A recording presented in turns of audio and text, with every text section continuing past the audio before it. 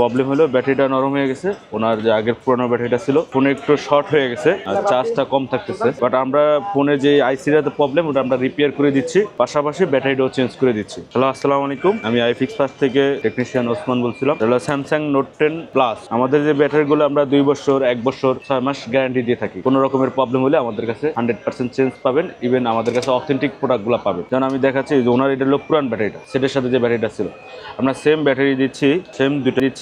আমাদের এখানে প্রত্যেকটা ব্যাটারির অরিজিনাল বারকোড থাকবে, সেম টু সেম, কোনো কম্পেয়ার 19-20 হবে না। অথবা আমাদের কাছে এতটুকু আপনি ট্রাস্টেবল প্রোডাক্ট পাবেন যে যেটা আমরা আপনাকে অরিজিনাল বলবো, সেই অরিজিনাল প্রোডাক্টই পাবেন। তো আমরা অতএব যে প্রোডাক্টটা কাস্টমার নিতে চাই, আমরা ওই প্রোডাক্টই তাকে পে করবো। ইভেন যে প্রোডাক্ট দিব ওটা আমরা তাকে বলে দিব এটা মার্কেটের অরিজিনাল, এটা সেটের অরিজিনাল, এটা লোকাল, এটা আফটার মার্কেট।